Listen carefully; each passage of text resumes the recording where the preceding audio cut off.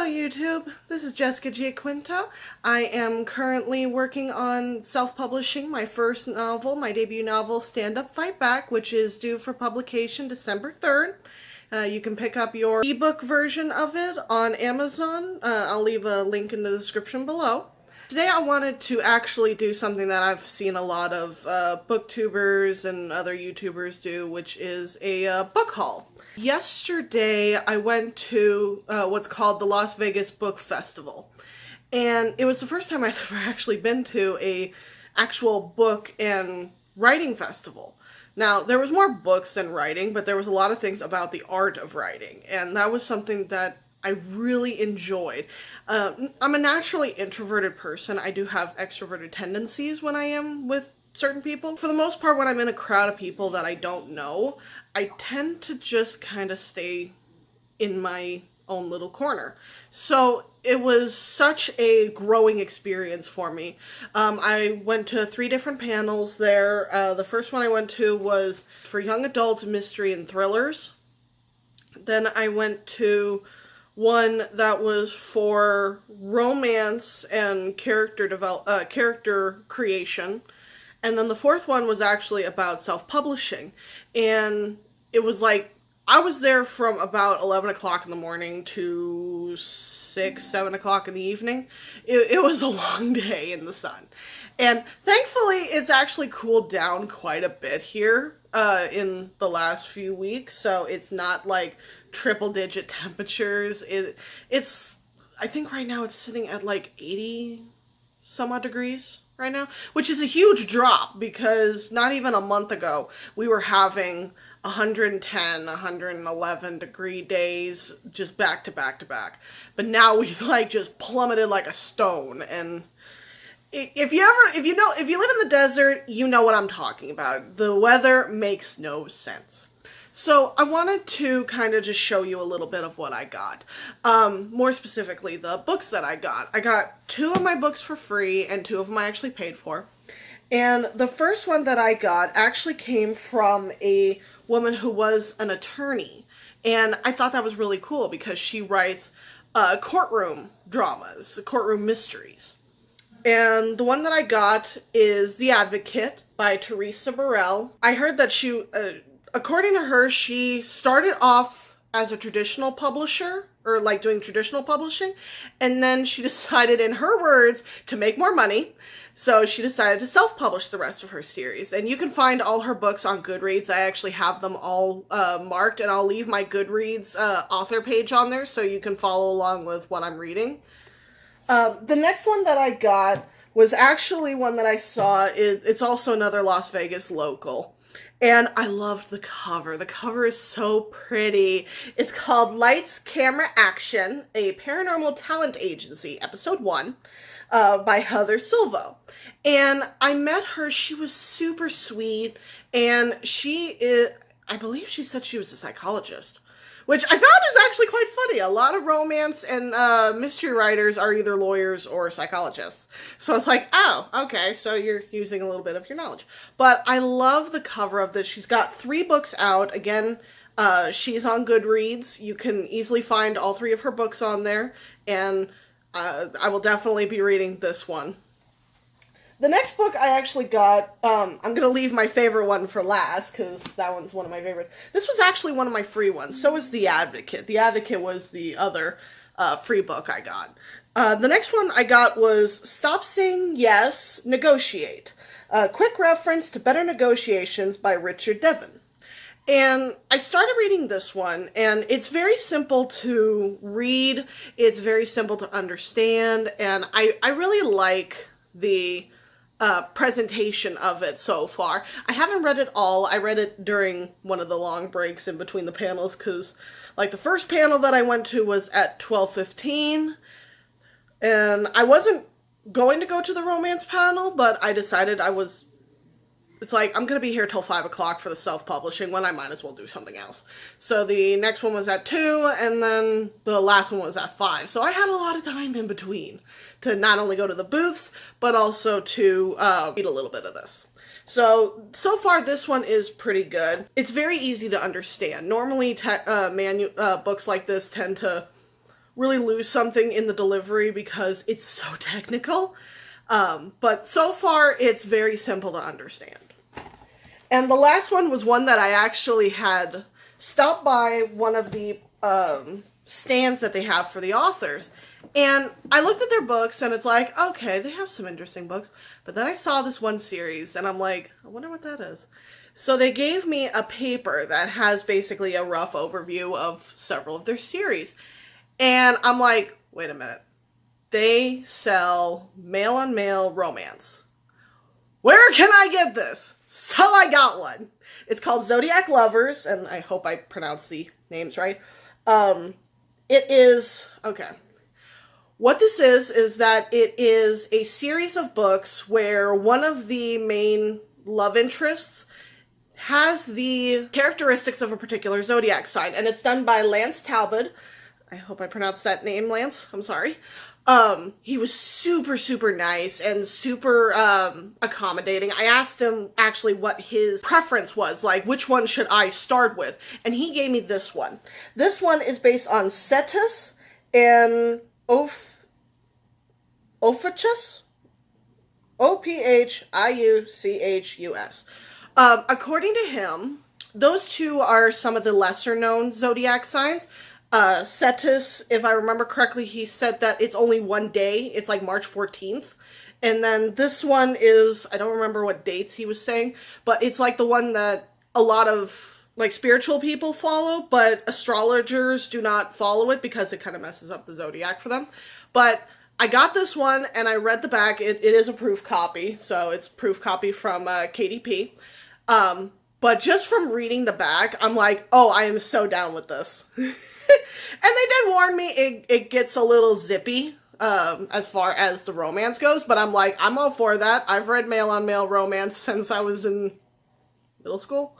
I'm a big purveyor of the guy-guy relationship. It's actually what I used to write a lot when I was younger, and I still write it very predominantly, at least in my personal life.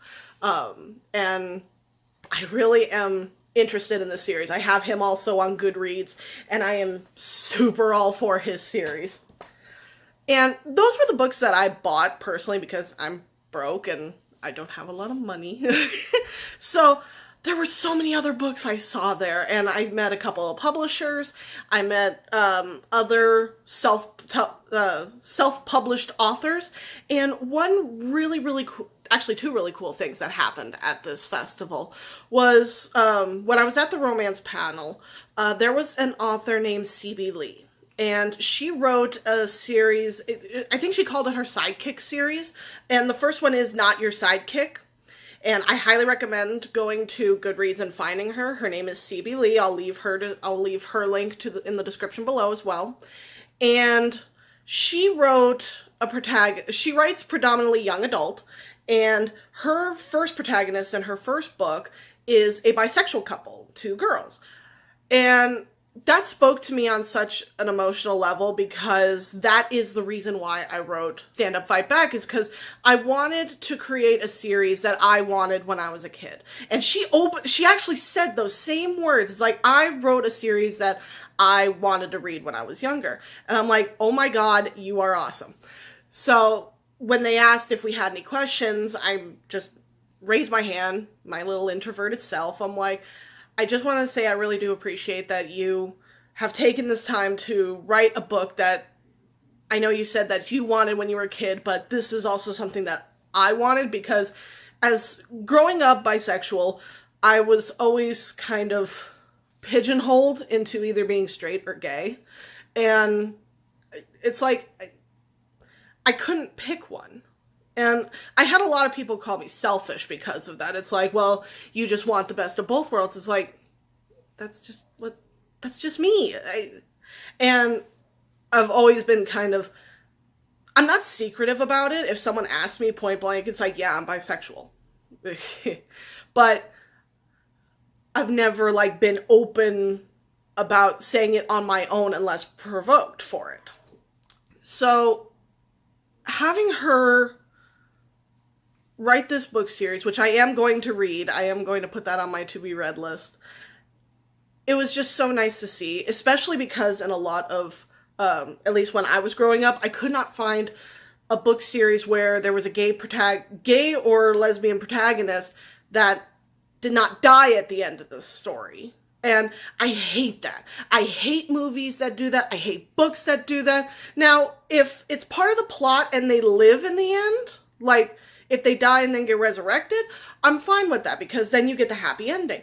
But if they just end the book where one of them is dead, that just infuriates me. It makes me so mad because it sends the wrong message. It sends a message that because of course these stories are predominantly about the struggles of being in a homosexual relationship, it's like one of them is bound to die. Bury your gays. And I hate that trope. I hate it with a fiery passion. So that's why I wanted a series that I created that would actually end happy for a couple that was not the heteronormative. And the best part about this, I've now kind of gone, I'm off my soapbox, I'm off it, but when the panel ended, I had told them that I was self-publishing my first book. She instantly came over to me and says, "Tell me about your book." I'm like, okay, hi, okay, little hero worship, I'm done. And I pitched her my book.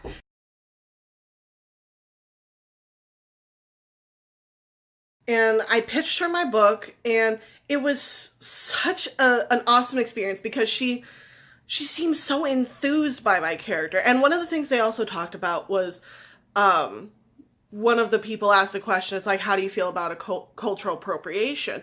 And this was a topic that I had to do a lot of research on because as a white person, as a cisgendered white person, I want to be very sensitive about making sure if I do write someone of a different race or a different ethnicity, different sexuality, gender, I get them right. I handle them with the utmost respect, and I make sure that any stereotypes that I bring up are brought up in a way that it's like, yes, this is wrong. And I think I mentioned that in a previous video. And I told her that it's like, I love that you guys actually talked about that. It's like, well, if you want more diversity in books, you have to have people write them. And one of the authors, I don't remember her name because she was actually the moderator, but she said it's like, well, if you want diversity, you just don't want it from a white person writing it. And that's fair if that's your opinion on it, but then it heaps a lot of pressure onto the writers of the Black community, of the Asian community, the Hispanic community, the Muslim community. It heaps so much pressure on them. It's like, you have to be the ones to create this.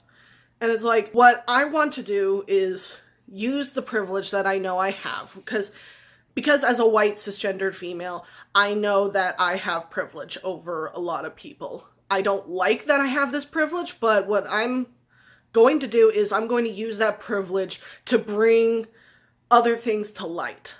And I'm going to do that as most respectfully as I can, because they deserve to have their stories told just as much as I do. And again, I'm getting on my soapbox. I need to get off my soapbox. I need to sell it at a yard sale. I need to get rid of it. But ultimately, she seems so happy about my book. And I got a bunch of these cards for my book series. And I got them printed the same day because it's like, well, I found out about it the day before and it's like, crap. I need to plan some stuff. So I got those printed and I handed out, if I had to guess, probably about 20 to 25, maybe 30 at most.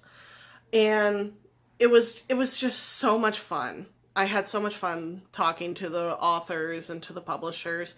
And I had another experience, which was at the end of the day with the self-publishing panel. And it was just one woman.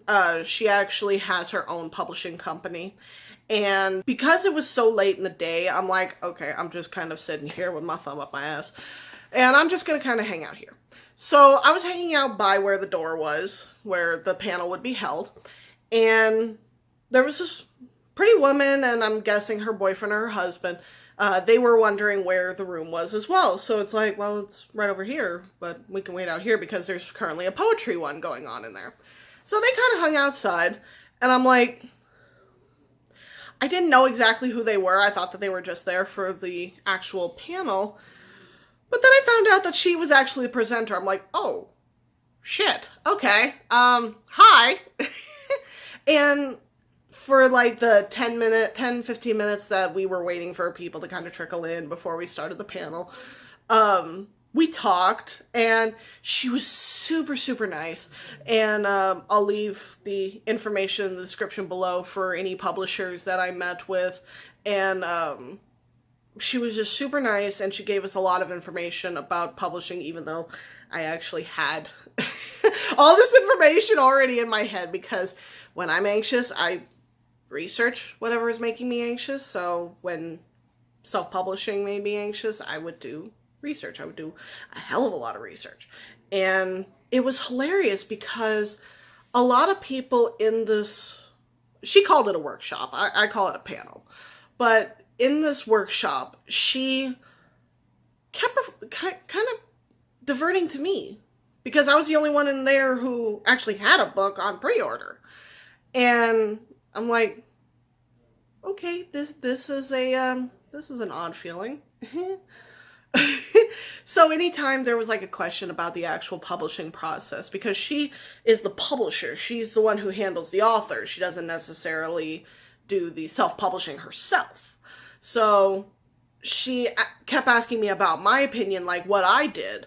And it's like, well, I used Readsy, I used Grammarly, and I didn't mention that I didn't use an actual paid editor, but she did mention Grammarly as a good tool to use.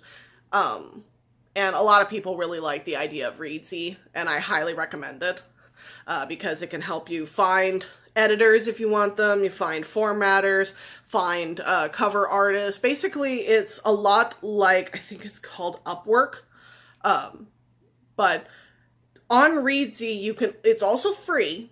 You could also use the formatting on it. It'll actually format your book into a PDF for print books, and then an EPUB and a MOBI file. So you can use that for the ebooks. And I thought that that was the best thing since sliced toast. Sliced bread. Yeah. But that was something that I really liked about it. It was super easy to use. It was free. The only thing you have to really pay for is if you do hire someone, you do have to pay their prices. I didn't use it for that purpose. I used it for the formatting. But that's what I did.